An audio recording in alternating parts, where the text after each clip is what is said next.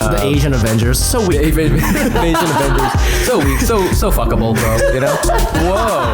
Whoa. There's 5 Asian And guys welcome back together. to another episode of Asian Not Asian Podcast. Asian a Not podcast Asian, yes. Where two Asian guys now from Asia talk about American issues no American cares about. I'm your host, Fumi Abe. And I'm Mike Nguyen. And if you're listening to this on your phones right now, please take a screenshot, put that shit on Instagram stories, tag us at Asian Not Asian Pod. And if you're an iTunes listener, please leave a review. We've been slacking on the review. We're stuck at 612, but I want like 1,000. So please, if you're an iTunes listener, check us out. Yeah, it's been. We're up there now, man. When we first started, it was just like my girlfriend's review, but now we have 610 more reviews. So that's kind of nice. Right? Yeah. We had so many fraudulent ones that we really should have been flagged a long time ago. But here we are. Some of those are real. So 600, but some of those are real or so. Some of those are real, yeah, man. thank you very much for the support of the review. Review it, please. Leave some comments and such, and it's always helpful. Yeah. Well, we had a Hack City comedy show last night. It was a hot show. Thank you again for coming. But Awesome our lovely co-host here, Mike Nguyen, he was in a mood.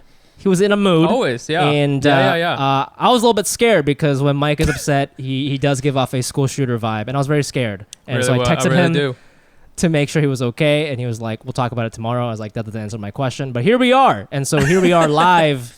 Here we are going live with his feels. So I'll just kind of let you take it over. What was going through your mind, bro? There's a bunch of things that are going through my mind. I mean, there's all the obvious sort of things, but I think it's sort of everything is sort of like hitting home, I guess you could say. It's like, first of all, I have to get off of Twitter. It's just like too much for me. There's just too much craziness on there all the time.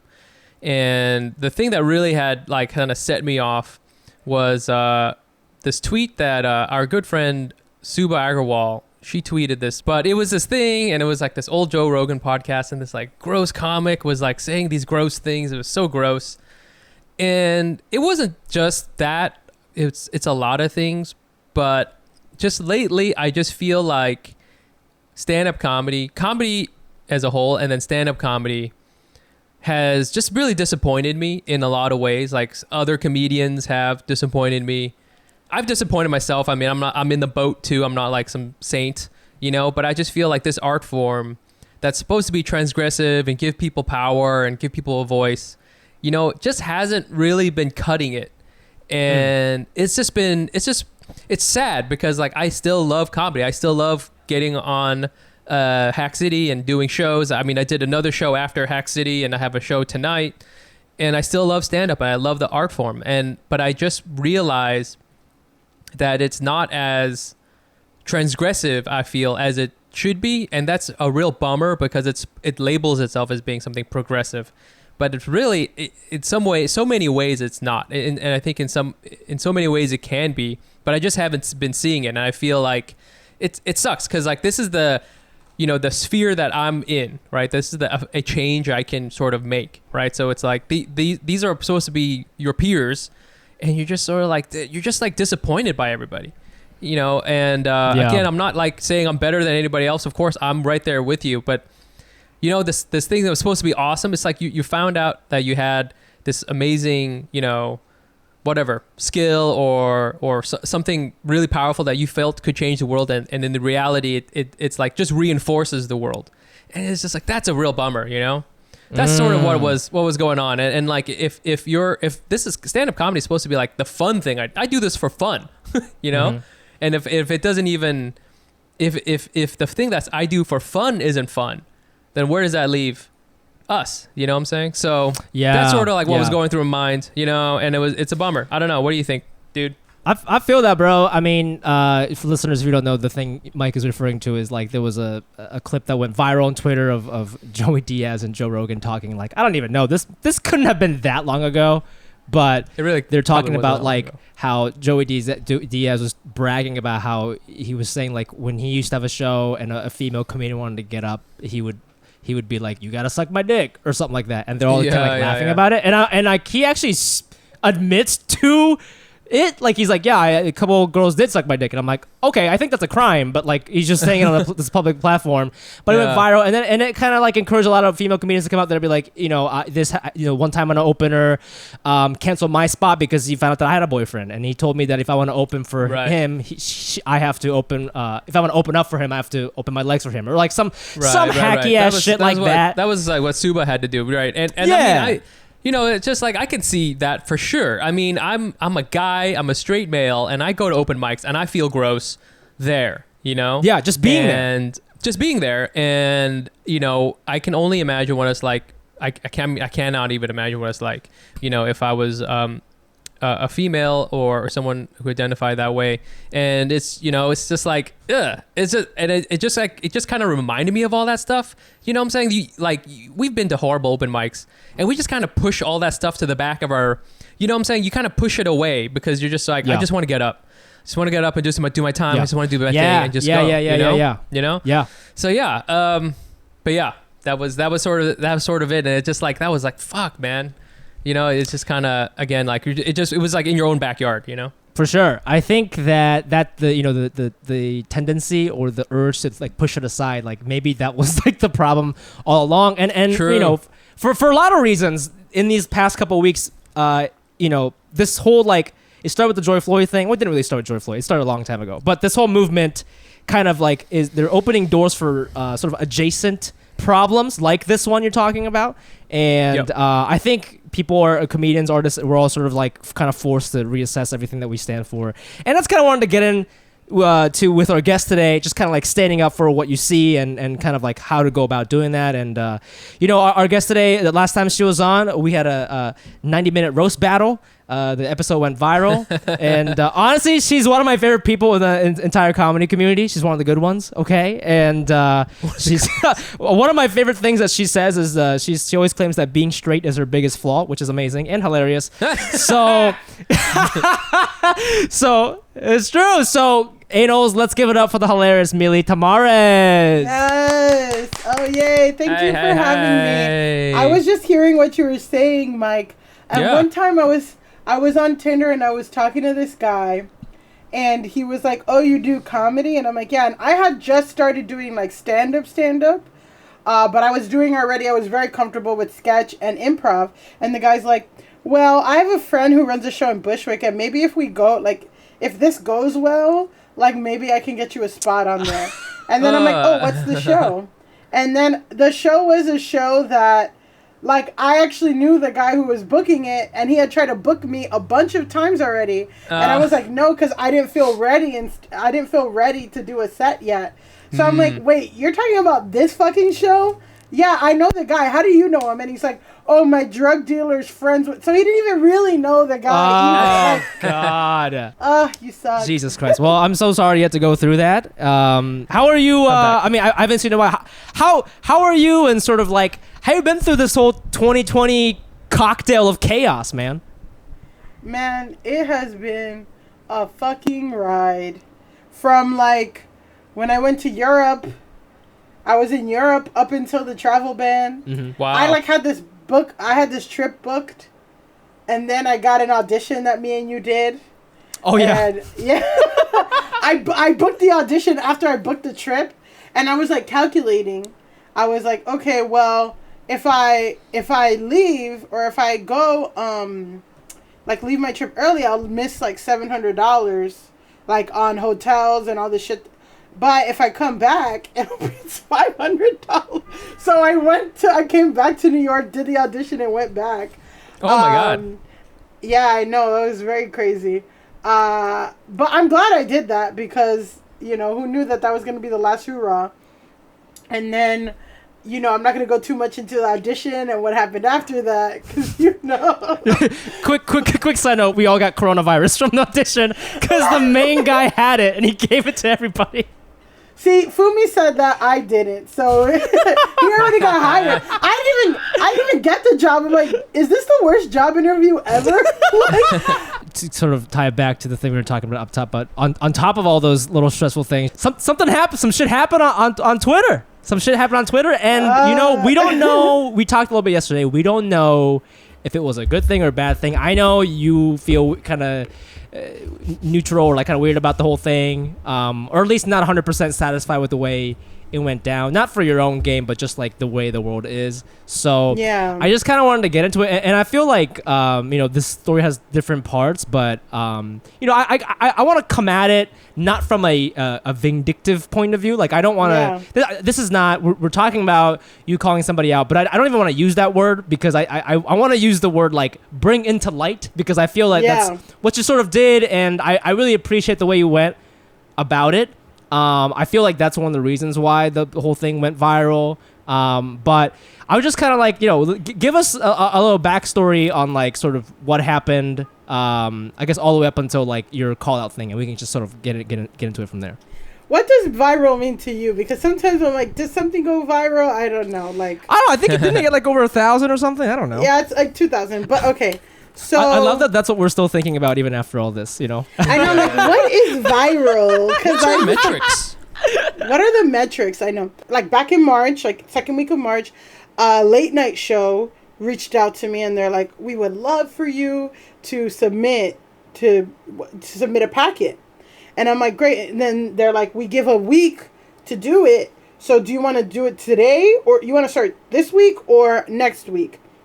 And I was in Europe, so I was like, oh, I'll do next week. And I was like, great. So then the next week happens, and I never hear from them. So I just assume, oh, it's coronavirus. They're probably in a hiring freeze. They're figuring shit out, whatever. So that was in March.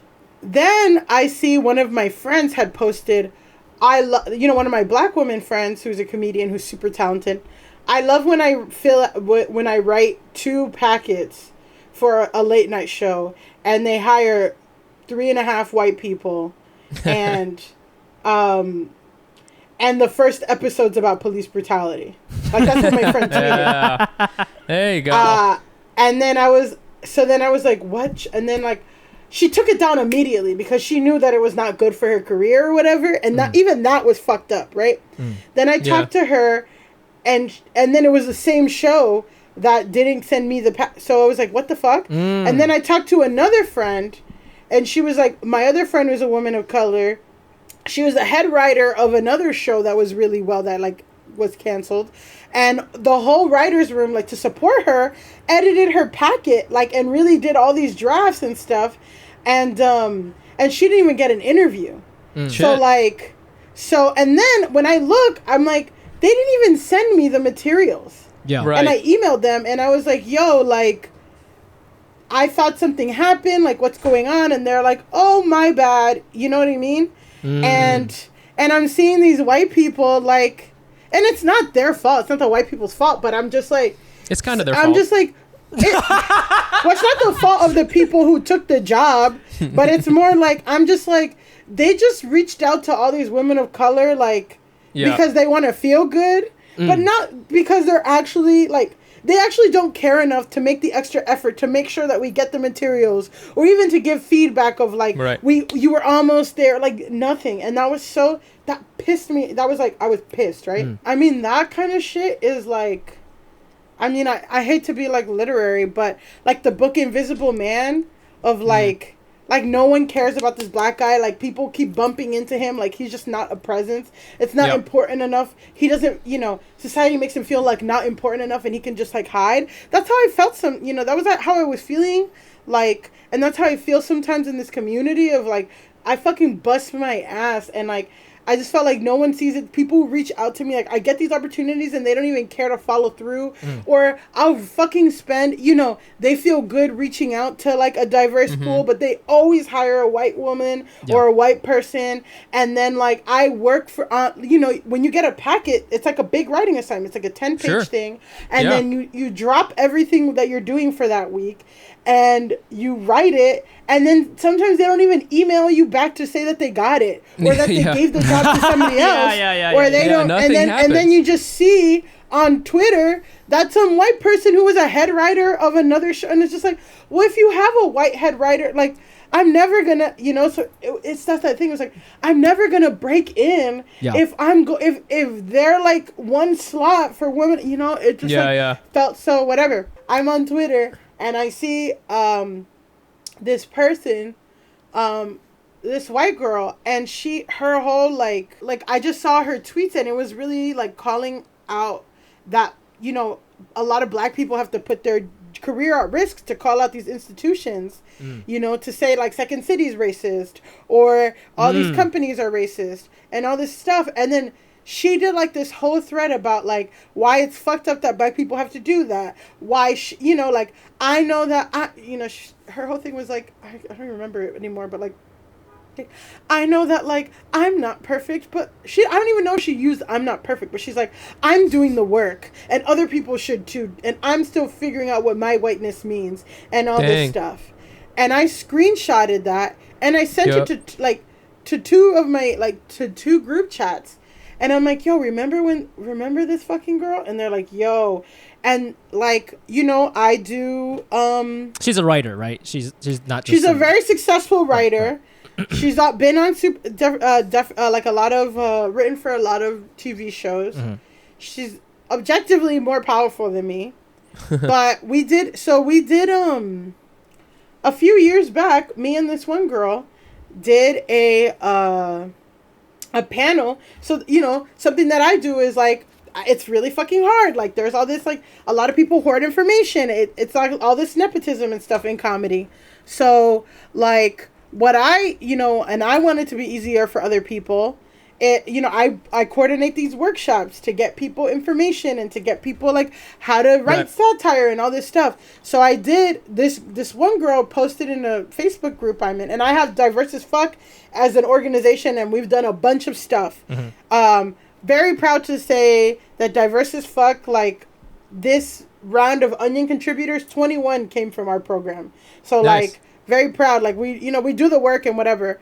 But yeah, so she was like, okay, I want to do this program for, I think she said like underrepresented people and trans people or whatever. Right. So, okay. So I was like, hey, we should partner up. I already have a framework. I already have a system, whatever. And like, for me, like, of course I want to do it for other people, but for me, I'm like, okay, this will be like, she's in a little more powerful position. She'll bring her friends along. I can meet them too. We can like all like lift each other up. And the whole experience was terrible. She like treated me like her assistant and not like a collaborator. She, said no to my ideas. We coordinated 2 free panels. I got the venue. We coordinated 2 free panels. And I was like, oh, can I moderate one? And can you moderate one? And she was like, no. Actually, everybody who's speaking on it, like, is doing it as a favor to me. So, and there's some questions that they might not want you to ask them. So it's just better if I do it. She didn't even, like, bring me on stage to be like, hey, this is the person who helps coordinate. Like, backstage, she barely introduced me to any. She wasn't like, hey, everyone, this is Millie. She organized. She wasn't even like that. She's like, oh, this is Millie. Like, just really made me feel terrible, was like at the center of everything. And then also too, like, if it's a DAF event, like, I'm trying to bring in men of color, and as well, like, and she was like really against that. And she's like, I mean, I guess if there's room. Meanwhile, white gay men came, and that wasn't a problem, right?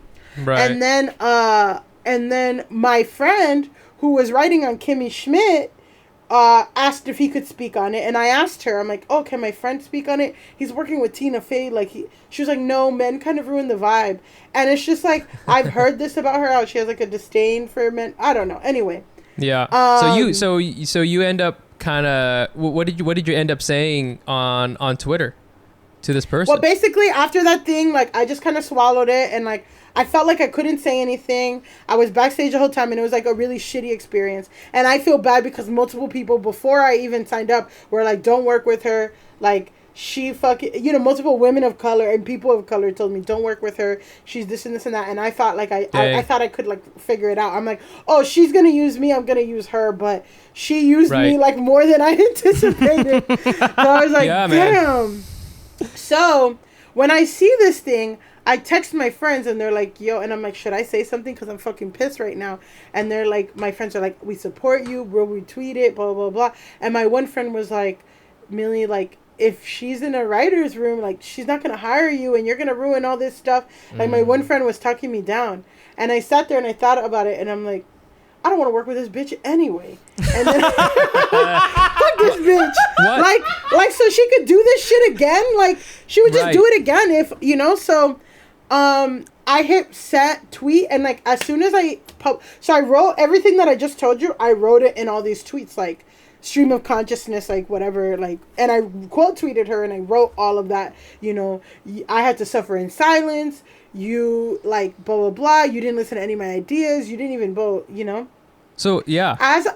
After I sent the tweet or like published it, like a minute later, like my fucking like heart was beating fast and I was like sweating, like it was like a physiological reaction to what the fuck I just did. And after that, I get a long email from her, like a minute after I sent it, and I was like, what the fuck? And she's like, the subject was overdue, and she's like, hey, I looked back and because I was subtweeting her. I was subtweeting before. I was wow. I was like on top, which is true, like on top of like the coronavirus stuff that's killing Black people and Latinx people, and on top of all the George Floyd police brutality protests, like there's this trauma of seeing everybody who's ever treated you like shit, every company who's ever treated you like shit, posting about Black Lives Matter. And like that's a fucking trauma that like I can't reconcile. Right. So I tweeted that, and then I'm like, especially white people call. So I felt like she saw that, and she was like, "Oh, let me apologize to her before she says." I felt like it was like a thing of like trying to keep me silent before I went off. But right. It was too late. I already had.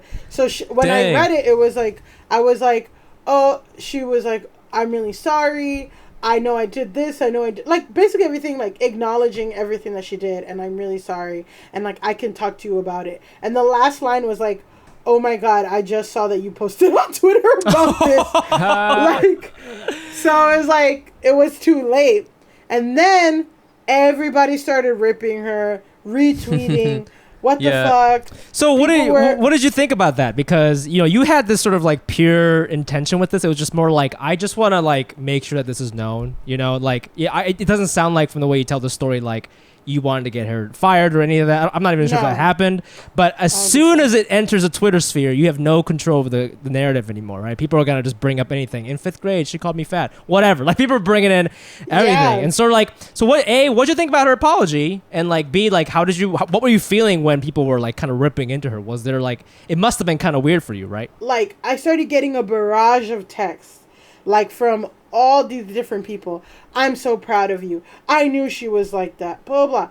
A lot of her like coworkers were like her ex coworkers were reaching out, and it was crazy. It was just like a lot, and then like, wow, you're so brave.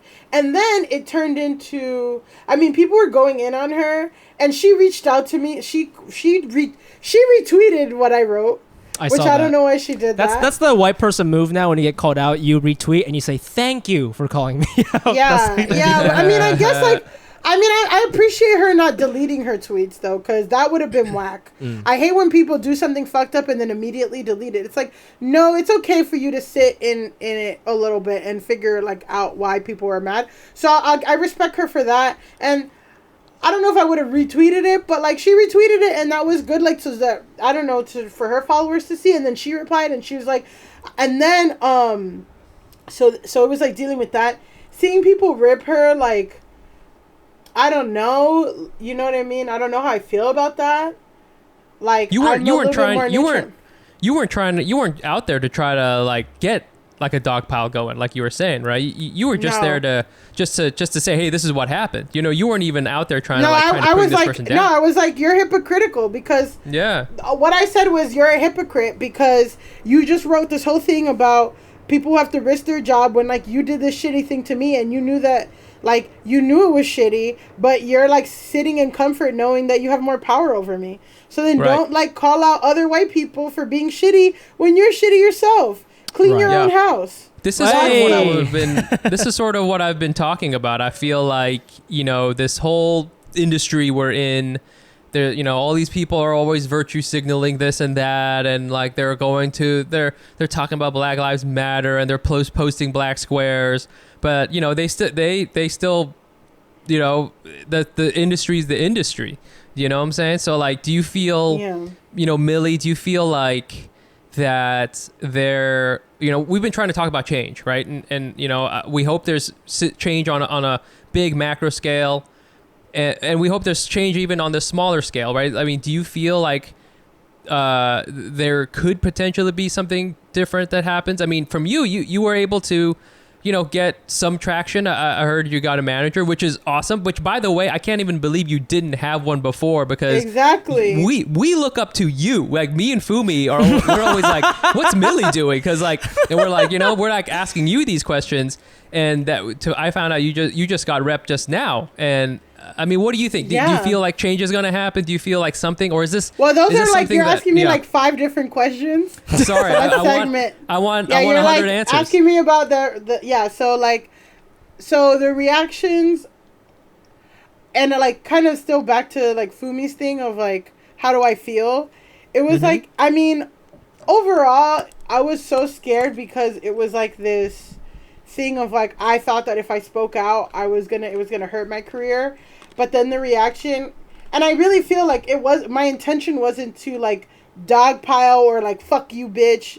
It was more like, you need to fucking which is the whole thing of like what I'm trying to do. Like, yes, I'm supporting the protest, I'm going to protest all this stuff, but white supremacy, institutionalized racism is in our everyday lives. It's in everything, and we need to like, and it's really scary when you think of it like that, but it's also really exciting to know that we can all make these changes to contribute to this culture where it's not as racist. So I really have been trying to reframe in every industry, like, we do this too. It's not just about the police choking and killing somebody. It's about you taking credit for a black woman's work, or you making a bad joke, or you know what I mean? So that's more of what I like. My mission has been, and more, rather than like, I'm going to call out everybody who's ever done anything to me. Because if I did, like, every white person who did or said something mean or whatever to me, like, if I did that, like, you know, I would be on Twitter all day. I wouldn't focus on me, you know? But I feel like with her, it was just because she was bragging so much. And I'm like, you really need to do the work of examining how your behavior has affected other people. So there was that. And then what ended up happening was that then I in turn became a martyr for all these people. And I got, again, all these texts from people who were like, yeah, I never liked her. And yeah, like, go you. And like, some of it were like my peers and people who are like, have been doing comedy less time than me, and some of them were like really powerful people, like execs, showrunners, even like people with like 100,000 followers, 50,000 followers, talking about DMing me, being like, "You're so brave. I could never do that." And I'm like, why? Like, why'd you wait for me, like a poor like black? You know, like, why do I have to be the one to say something? You all knew, and like, you know, you're waiting on somebody else to call this person out. Like, that didn't really feel fair to me. And then also too, like, I got this barrage of, Milly's so great, everyone needs to hire Milly. I saw that. I got like 5 people, like 5 different, like, meet my manager, meet my agent, take a meeting, here's this packet, can I rec you for this, can I rec you for that? And it's you know, and I feel like it's like a microcosm of.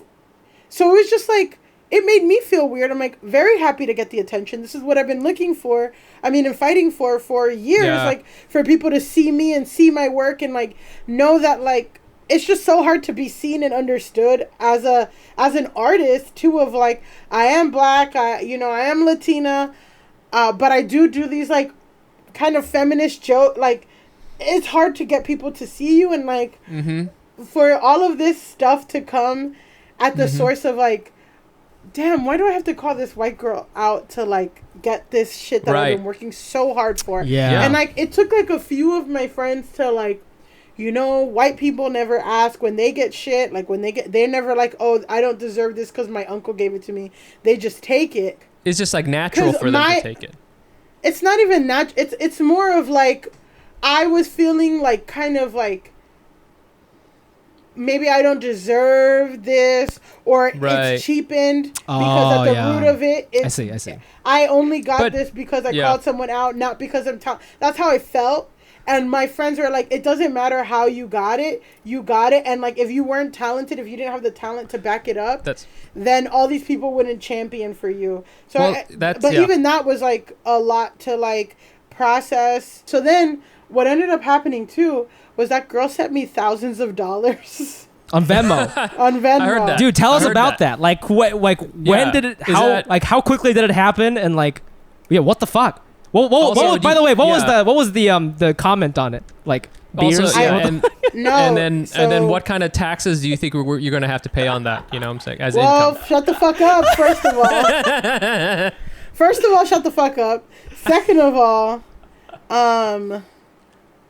she wrote, "I owe you much more than this."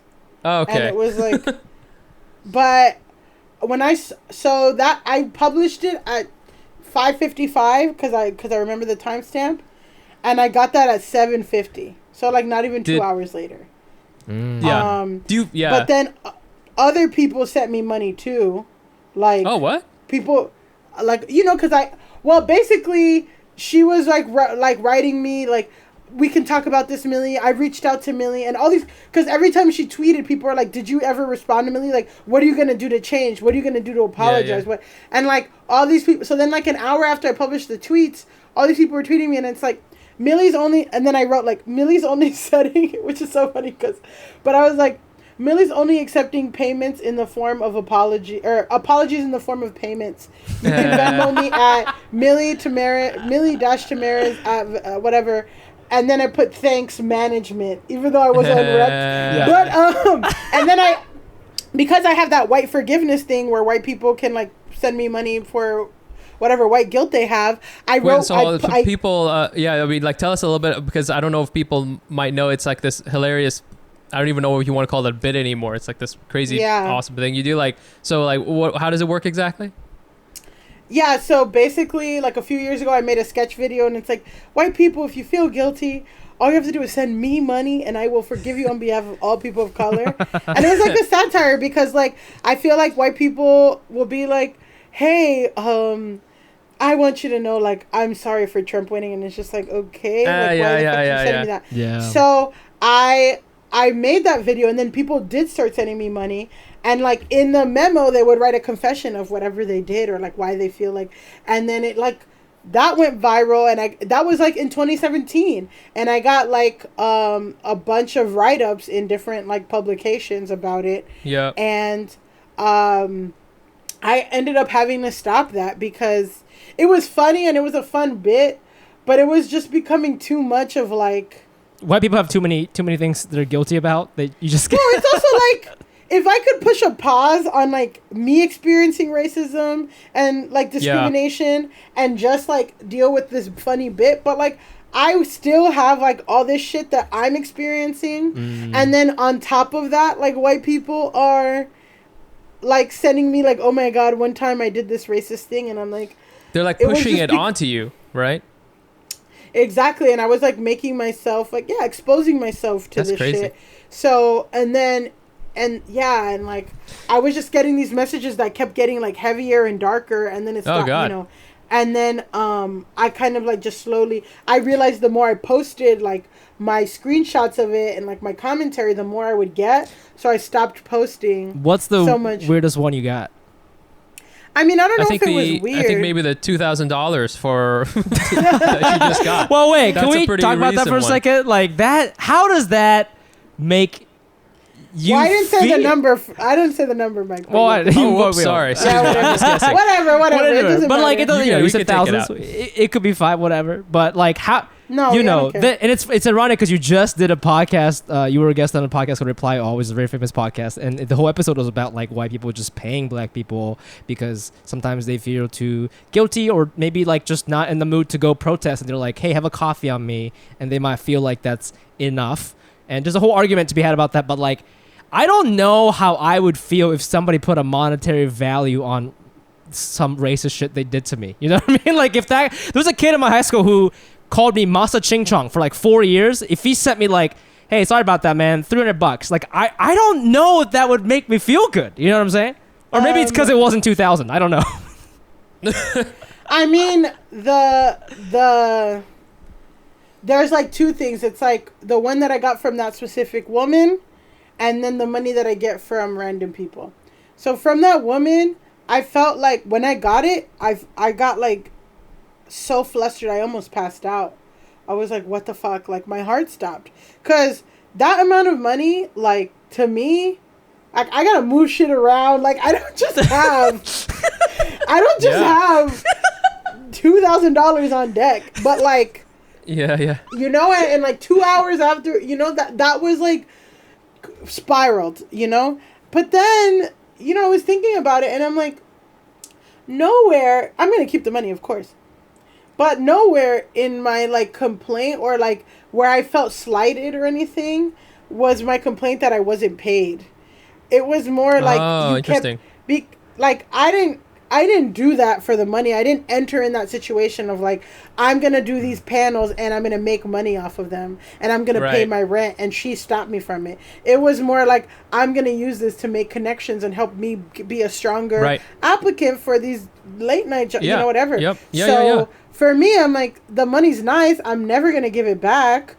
But at the same time, like, would have been more valuable for me is like having her be like, hey, I'm really sorry, let me mentor you, let me connect you with somebody who's willing to mentor you, let me introduce you to my agent, we're gonna get you a writing job, send me any packet that you have so I can look over it once before. Like helping me like develop my career, because that's why I did that to take up the next level, not for money, you know what I mean? And I mean, again, money's nice, and like I'm not you know, I don't want to complain about it, but like, and I mean, I guess that's the whole point of that other, but that's the complaint of like the other, and that was like the satire that I was making with the white forgiveness sketch video anyway, of like, is there like actual work that you can be doing to like combat like your guilt or whatever?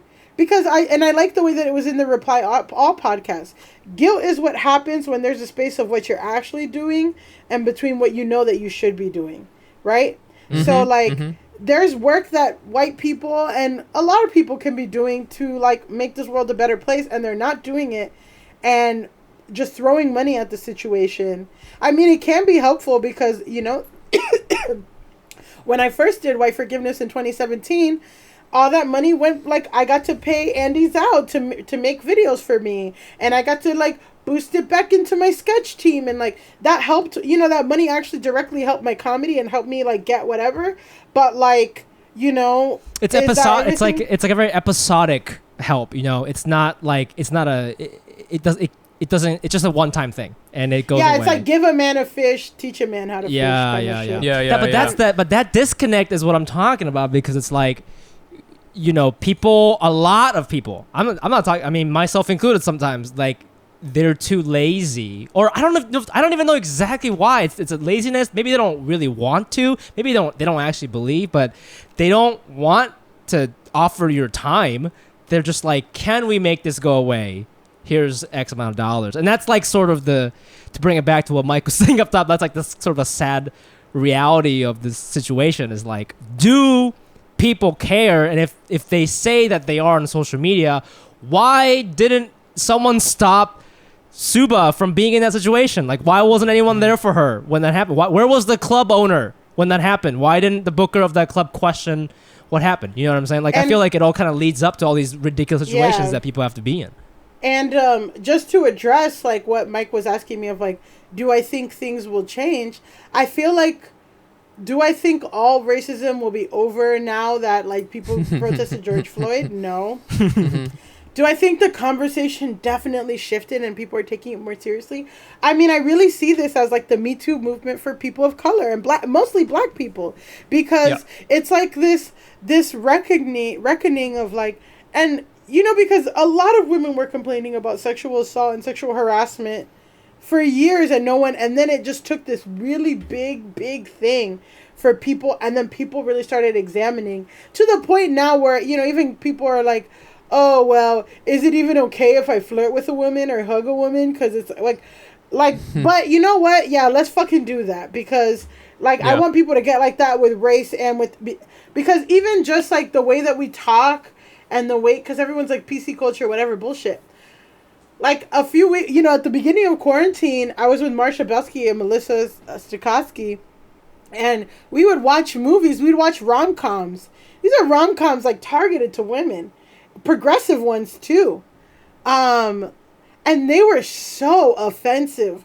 So like women are crazy. Women are like money. Yeah. And I'm just like, this was like in early 2000s. It wasn't like 40 years ago. So that's the shit where I'm like, I'm so glad that we've because like the way that we used to talk about these things, like it's terrible. So I feel like the conversation is moving in the right direction, and people are getting more comfortable to be like even today I saw somebody like Complex like got called out of like you guys were and that's another place where I've always felt that. I've always felt like Complex is a thing.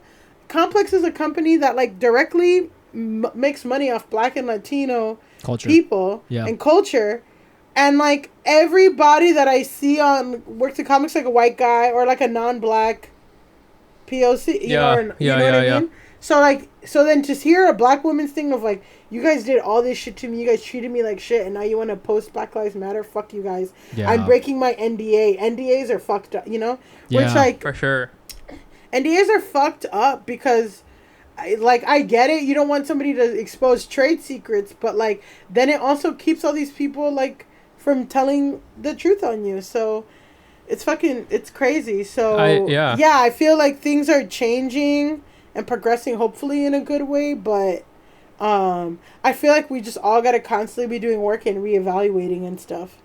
I like that. I think it is about evaluating. I was happy to have you on here because like at the beginning of Corona of the quarantine, I had posted how I had gotten a big bonus, and then you called me out on that, and that made me think. I was like, oh man, I really need to like spend my money better, and I never thought about spending money, and like how money, you know, to talk about money, to like what am I doing with it, you know, what how am I like challenging whatever I need to do, you know what I'm saying? Like I'm a bad person. I need to like figure out. Like on the personal level, and I think that's like the change I feel that is different because like every day you confront racism and you have to confront it again and again and again. It's like praying to God, you know, like every day you kind of have to do it, and it's like has to permeate everything you think about, right? Everything you do is your relationship to race, right? And everything, you know, whatever little thing. I like to think that on this crappy podcast we can do something, you know. There's one thing, I guess that's like the one little thing I have. So I mean, you know, I think that's like your interrogation of yourself is like the way to start. Well, my way to start doing it, you know. And I mean, well, first of all, I just want to say I did call you out, but because everyone lost their jobs. Like it was a week, a lot of people lost their jobs. I love and it. you're like, and then Mike said he made. Did you write the amount? He put like $8,000. How should I spend my fucking bonus? And I'm like, what the fuck are you doing? Everybody is fucking freaking out. Like, we didn't even know if we were gonna get unemployment. Anyway, so I'll say that. But also, I don't even remember what your fucking question. But But like, it's also like conversations that we have to constantly ask ourselves. Like, I got shit a lot for like. Is all dick is trash transphobic, or is it very heteronormative? Because you know, am I really literally talking about dick, or am I talking about men, and am I talking about cis men, or and like having those conversations, you know? And then I brought on trans people and non-binary people to talk about it, and it's like, well, do you agree with it, or what do you think about it? And like I have that examined myself, you know, And yeah, look, those are things that, of course, like, we can only benefit. And I heard that you're saying, like, it's, you know, it's, like, sad that comedies, like, doesn't, you know, it could be this, like, really, I think comedy is a really progressive thing. And, you know, like, the fact that you guys have your own, like, kind of independently produced podcast as Asian men, you know what I mean? And, like, whatever is, like, a thing. And, like... There's all these really great people who are like trans, queer, and like I feel like you know, there's just this big divide between like club comics and like the different scenes that are in you know in New York and like that's the a good point. And the club comedy scene, I'm talking about like the Carolines, the Cellar, the Stand, all that shit. Like, please book me. Yeah. Go on. They represent like an old, like, you gotta do this thing, you gotta make it as like, you know, broad. Your comedy is broad and accessible, but it's broad and accessible for white people. Broad and accessible for, comfortable for those people, and you can't like all these other strange, weird parts of you, like. That's not really like how you're gonna make it. And there's this other like counterculture where it's like, you know what, I like musicals, or I'm Indian, or all this. There's all these really cool things about me that I don't want to like negotiate just to be able to do comedy and do art. And like I feel like it's really cool that there's so many people, even like there's like the gay scene, but then there's also like the black queer scene in comedy is a whole thing, and they do it, you know what I mean? And like I think it's really, really beautiful, and I hope, I think everything will come back like eventually, and hopefully like we're stronger for it or whatever. But like that was like something really exciting for me as a comedian, and like gave me a lot of hope. I think that I'm glad that you said that, because like, you know, I'm just trying to think about when I keep thinking about how comedy has kept failing. I'm really am thinking about like that mainstream comedy that is like, you know, a certain way that's like broad, like you said, it's usually very white spaces, and I think you're right that the reason I'm disappointed in it is because those things are disappointing. That scene is disappointing to me. I always heard you have to do comedy a certain way, you have to have a certain kind of material, and I've just, you know, with everything happening, I'm just seeing like that's just lies to make sure that certain people can get on stage, and certain people can get up, and certain people, it's over the same thing over and over again. Oh my God. And you're right. Like I should be going out and checking out all these other scenes that are like that are really doing innovative things, and you know that's where interesting things could be happening, right? I just wanted to freak out for a second because I never thought of it like that, like that they're just lies to provide straight white guys with more stage time. Well, like, it's just more stage time for them. You're not talking about boat shoes enough. Those people, exactly. Those people, and it's weird because like you know the Joe Rogans and the Joey Diaz. That's that whole vibe, right? But it's like those people, Mike, they never fucked with us, man. That's why we're not in any clubs, dude. And like that's why I said fuck that. Like I'm not gonna fucking wait until I write a sweet joke about a fucking salt shaker, okay? My life is more interesting than a fucking stop sign. So I'm sorry. I'm sorry I can't fuck the stool. I'm sorry. Like I'm doing other things that are way cooler. But so like don't be, you know, and like that's also like what, you know, that's also why it's like so exciting. It was so exciting and like also pretty scary to see like the rise of Kat Cohen, because that's somebody who like really didn't listen to any, you know what I mean? And like you don't have to listen to that, like in general. I feel like, but like if it's just like if people know that they don't have to listen to that it's all lies, that white supremacy is a lie, you're not better because you have white skin or your hair's a certain way or this and that, and like you're good just as you are, and you can be the best version of yourself and people will still love you and like fuck with you.